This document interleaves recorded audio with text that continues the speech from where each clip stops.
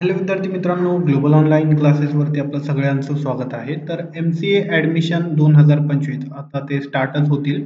तुमचे cap round start झाले की तुम्हाला कॉलेजेस निवडावं लागतात आणि त्या कॉलेजमध्ये तुम्हाला किती पर्सेंट जागा आहे, किती टक्के तुम्हाला जागा आहे. आता कॅटेगरीवाले बरेचसे स्टुडंट असतात जे की कॅटेगरीमध्ये ॲडमिशन करतात आणि विद्यार्थी मित्रांनो तुम्हाला हे जाणून घेणं खूप महत्त्वाचं आहे की तुमच्या कॅटेगरीला किती टक्के जागा असतात. म्हणजे आता 50 जागा आहे, तर तुमच्या वाट्याला किती जागा येणार आहे तिथे आणि किती जागा आहे. तर अ, ते पर्सेंटेज आपण या व्हिडिओच्या माध्यमातून बघणार आहोत. कारण की आता तुमचे ॲडमिशन स्टार्ट होऊन जातील, हे तुम्हाला माहिती असणं गरजेचं आहे. तर आपण वळूया आपल्या लेक्चरकडे. तर बघा विद्यार्थी मित्रांनो, इथे रिझर्वेशन दिलेलं आहे. All the reservation given below shall be applicable candidate belonging to Maharashtra. म्हणजे जर महाराष्ट्राचे असाल तरच तुम्हाला ते रिझर्वेशन दिलं जातं. अशा प्रकारे विद्यार्थी मित्रांनो, रिझर्व्ह क्लास कॅटेगरी कॅन्डिडेट. आता कॅप राउंड येतीलच तुमचे. कॅप राउंड काय आहे ते पण आम्ही सांगणार आहे तुम्हाला.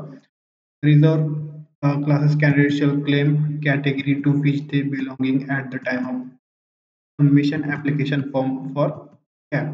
तर विद्यार्थी मित्रांनो, तुम्ही जर बघा इथे आता कॅटेगरीचे जागा आहे म्हणजे एवढी टक्के तुम्हाला जागा असतात. तर तुम्हाला कॅटेगरी सर्टिफिकेट खूप महत्त्वाचं असतं कॅप राउंडसाठी. तर कॅप राउंड काय आहे ते पण आपण बघूया पुढच्या व्हिडिओमध्ये.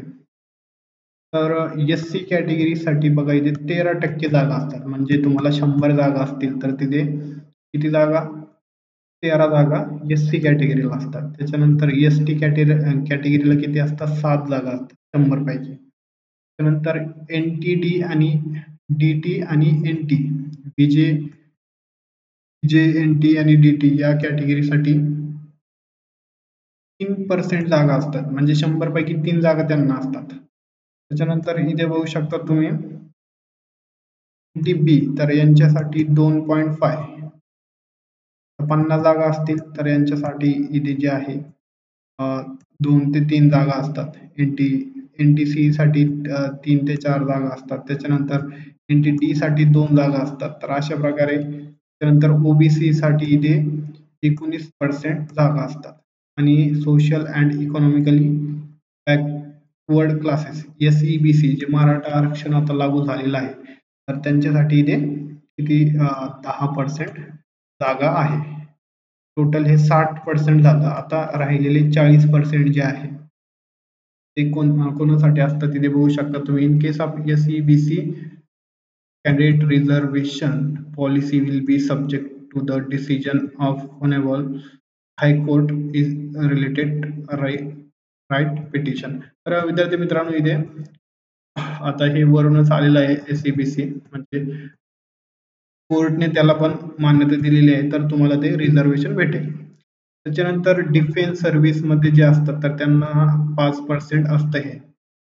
त्यांच्या जे चिल्ड्रन्स आहे म्हणजे त्यांचे जे पालक त्यांचे जे मुलं आहे तर त्यांच्यासाठी 5% रिझर्वेशन असतं. त्याच्यानंतर परत आपण बघूया reservation person with disability candidate तर त्यांच्यासाठी पण इथे 5% जे आहे रिझर्वेशन असतो. त्यानंतर विद्यार्थी मित्रांनो, हे बघा हे जर तुम्ही म्हणजे डिसेबल असाल, अपंग असाल ह्या दिलेल्या आहे त्यामध्ये जर असाल तर तुम्हाला 5% तिथे रिझर्वेशन भेटून जातो. त्यानंतर विद्यार्थी मित्रांनो, ईडब्ल्यूएस चे कॅन्डिडेट जे आहेत तर त्यांना पण इथे 10% रिलॅक्सेशन असतं. नंतर ओरफा कॅन्डिडेट म्हणजे जे त्यांना वडील वगैरे नाही ऑरफा जे आहे तर त्यांना 1% जागा असते.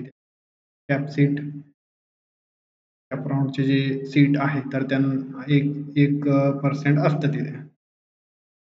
फिमेल कॅन्डिडेटसाठी किती आहे बघा 30% त्यांना पण जागा असतात.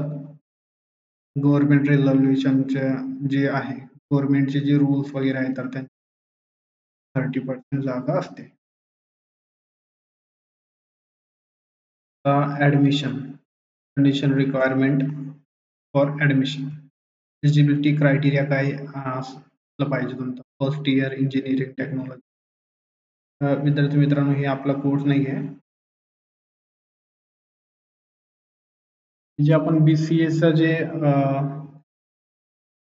BCA MCA जे स्टुडंट आहे त्यांच्यासाठी हे जाणून घेणं खूप गरजेचं आहे की त्यांना रिझर्वेशन किती असतं, म्हणजे ते कॉलेजमध्ये जे आहे अप्लाय करू शकतात त्या पद्धतीने. रिझर्वेशन खूप महत्वाचं असतं. तुम्हाला हे राखीव जागा असते आणि तुमच्याकडे जर ते सर्टिफिकेट वगैरे असेल तर तुम्हाला ते जागा भेटतात. विद्यार्थी मित्रांनो, या व्हिडिओमध्ये एवढंच बघायचं होतं आपल्याला. रिझर्वेशन कॅटेगरी वाईज सीट जे आहे ते आपण बघितलेलं आहे. तुम्हाला काही पण डाऊट असेल तर तुम्ही मला कमेंट सेक्शन मध्ये कमेंट करा, आपण त्यावरती पण व्हिडिओ बनवू. तर MCA ऍडमिशन आता स्टार्ट होतीलच आणि त्यासाठी काय डॉक्युमेंट लागणार आहे ते मी तुम्हाला सांगितलं आहे आणि कॅप राऊंडची काय प्रोसेस असते ते पण आपण बघून घेऊया. थँक्यू, धन्यवाद. भेटूया नेक्स्ट लेक्चर.